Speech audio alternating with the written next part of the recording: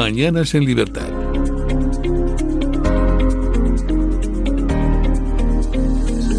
Bueno, son las 9:46, 8:46 en las Islas Canarias y tengo conmigo a don Josema Vallejo. ¿Qué tal está usted? Muy buenos días.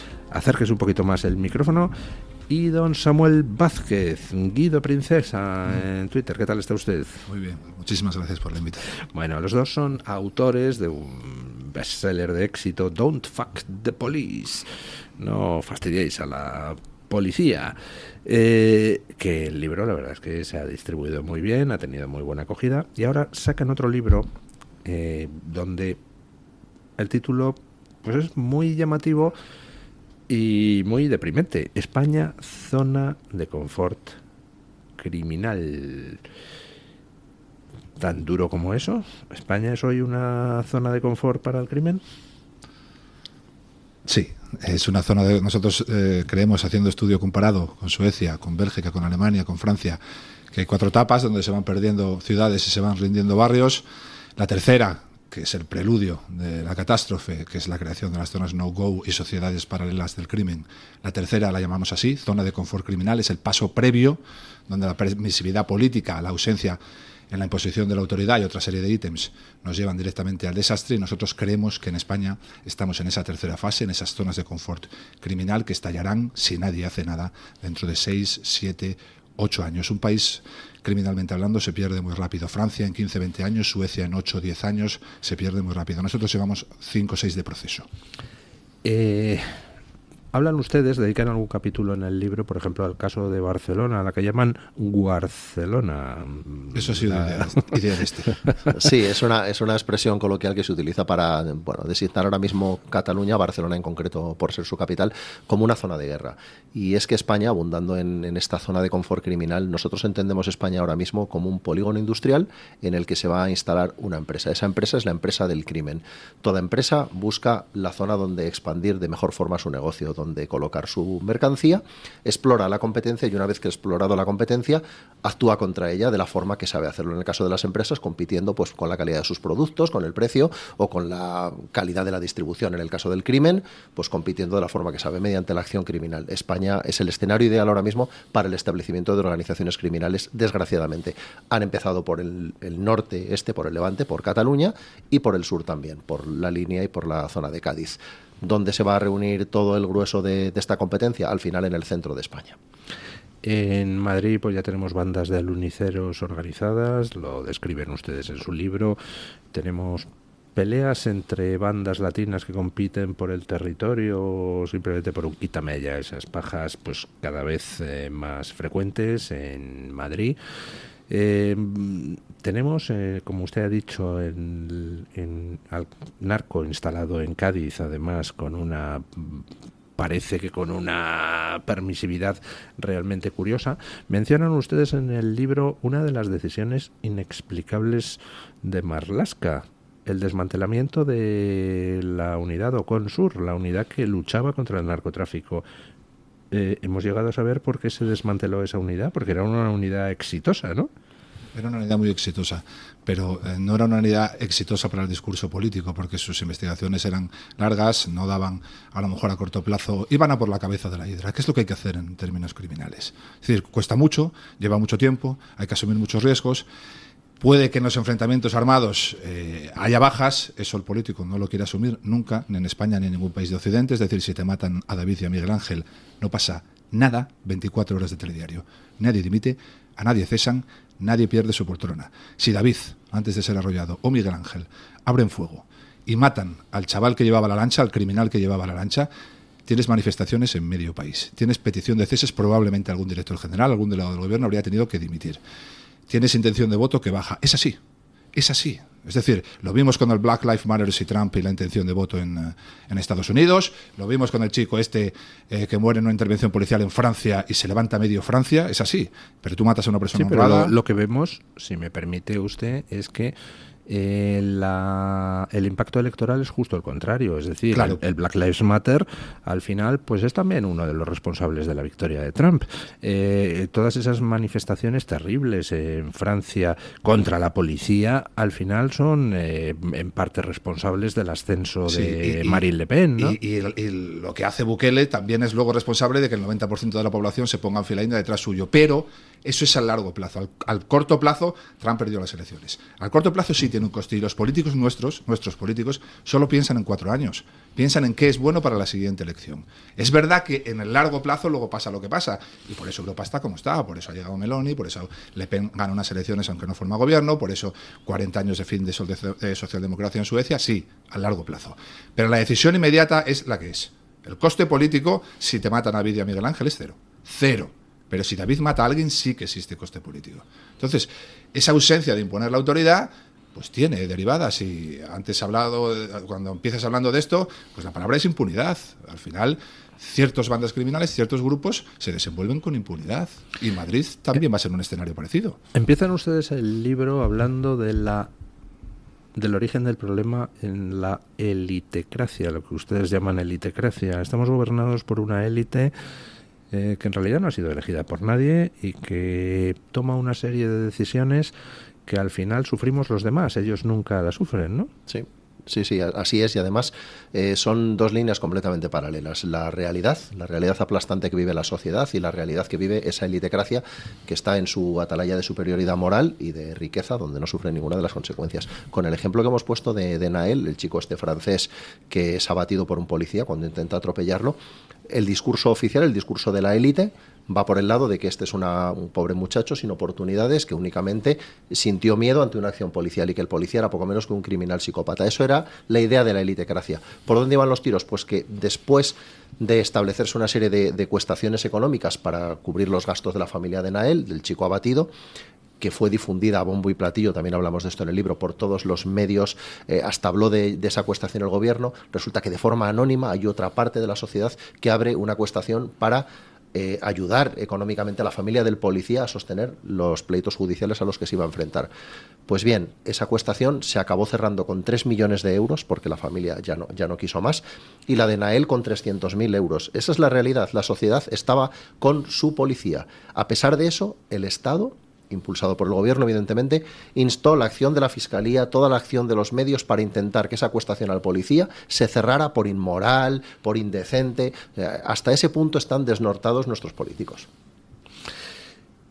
Acabamos de ver un episodio que no les ha dado tiempo a incluir en el libro, pero está muy relacionado con lo que se habla dentro del libro en distintos capítulos. La detención del jefe de la unidad antiblanqueo de la policía, es decir, de la UDEF, que resulta que se dedicaba a blanquear dinero del narco, parece ser, presuntamente, y tenía 20 millones emparedados, guardados en una pared en su casa, y luego tenía también, no sé si eran 5 millones en el despacho. Hasta ese punto hemos llegado, es decir, tenemos a la propia policía infiltrada por el narco ya. Claro, es que efectivamente dices que yo creo que eso es el espíritu del libro. Este caso es el espíritu del libro. Es decir, ¿qué denunciamos nosotros en el libro? Con 1000 casos, anécdotas e historias. Denunciamos que la perspectiva política ha anulado absolutamente a la profesional.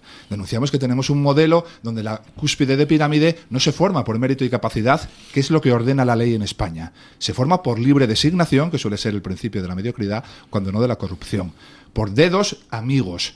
¿Y entonces a quién se escoge? ¿A los que mejor protegen a ciudadanos y son más capaces? No, a los que mejor protegen discursos políticos, que suelen ser los más mediocres y los más vulnerables a este tipo de cosas. Y eso se premia. Nosotros hablamos ahí de la carrera profesional, del impacto que tiene permitir a un chaval, por tener una carrera que puede ser magisterio, que no tiene nada que ver con la policía, entrar directamente a la escala de inspección, y como le pasa a este hombre, y ser directamente inspector, se salta a policía, oficial y su inspector, que es donde se acumula toda la experiencia operativa dentro de nuestro cuerpo. A partir de ahí es un despacho, hasta ahí es calle, calle y calle. Se salta toda la calle, toda la primera fase, se hace la casa desde el tejado. Y luego, no solo contentos con eso, sino que entra directamente a escala ejecutiva y pasa a los servicios centrales, a los grupos centrales. Pasa a dirigir un grupo de droga sin haber hecho un detenido por drogas en su vida. Pues, ¿qué va a salir de ahí, hombre? Pues, ¿qué va a salir de ahí? ¿Quién puso a este hombre en su cargo, Marlaska? Marlaska, pero si es que, mira, Esto ya no es cuestión de que tengamos algo personal porque nos hayan perseguido a base de expedientes. No es una cuestión personal. Ahí tienes los sindicatos policiales, los más afines, los menos afines.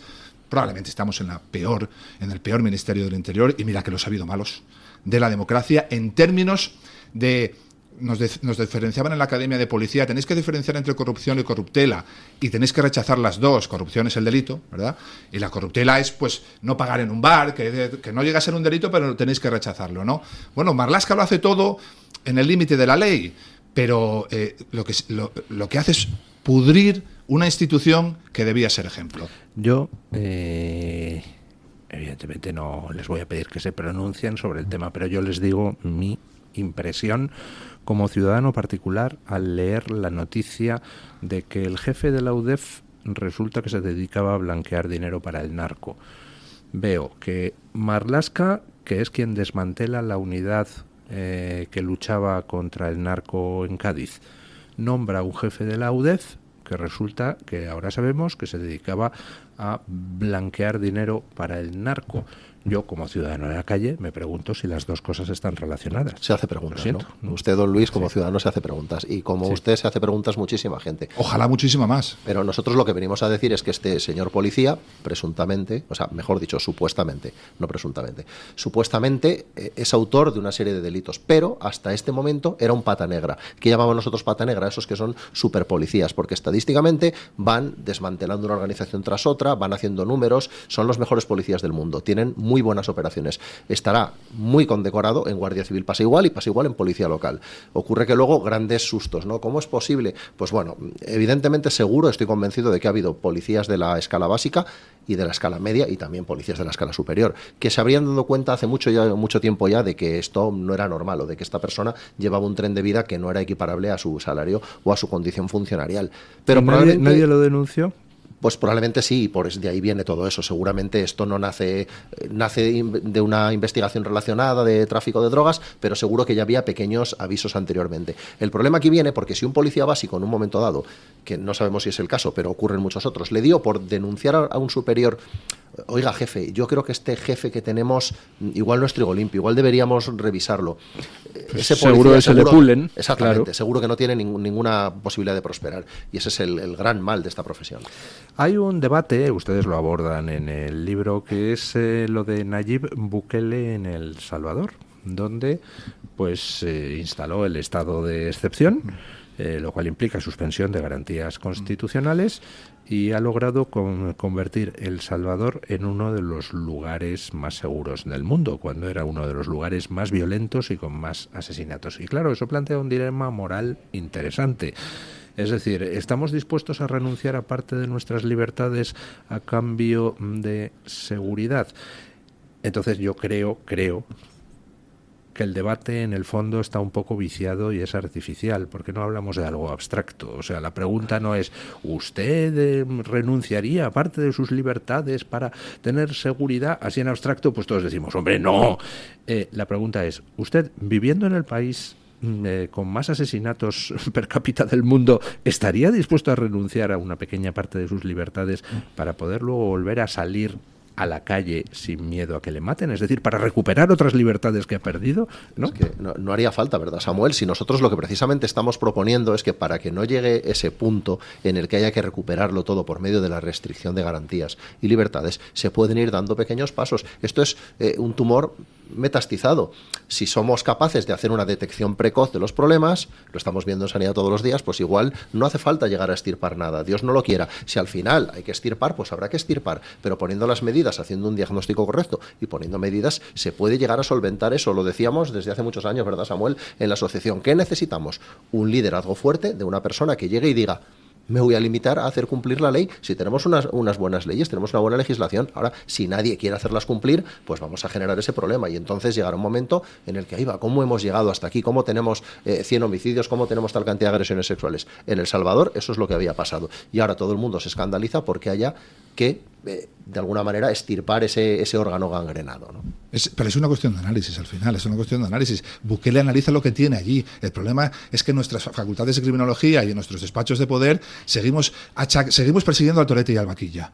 Y todo es en función del lugar de nacimiento, de la capacidad socioeconómica. El torete y el vaquilla no existen. Usted ha hablado al principio de esta charla de los aluniceros. Los delincuentes de esta radio de hoy son aluniceros. Algunos viven en chalés en Majadahonda, tienen Porsches Cayenne y reservan los mismos reservados que los futbolistas en las mejores discotecas. Seguir analizando ese problema como si fueran el torete y el vaquilla. El torete y el vaquilla buscaban un pico.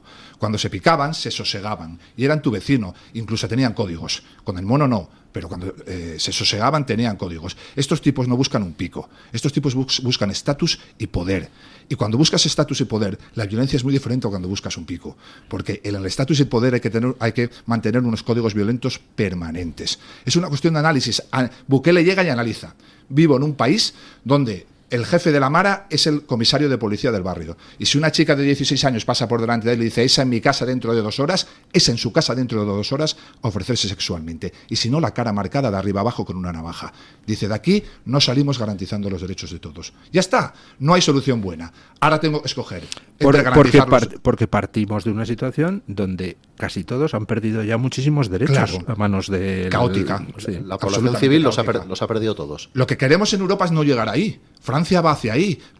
José Mayo decimos, oiga señores, despierten. No queremos llegar ahí, no queremos llegar a esa solución. Si llegamos, solo servirá un Bukele. Bueno, don Josema Vallejo y don Samuel Vázquez pues analizan en España zona de confort criminal de la esfera de los libros, estos y otros problemas, incluyendo pues los problemas de la manipulación de información. Hablan del atentado contra Alejo Vidal Cuadras, etcétera. No se lo voy a contar porque si no, cómprense el libro y leanlo, que caramba. Muchísimas gracias a los dos por haber estado con nosotros hoy aquí y por la excelente labor que realizan. Muchísimas gracias, don Luis, a usted y a todos los oyentes. Un honor, don Luis.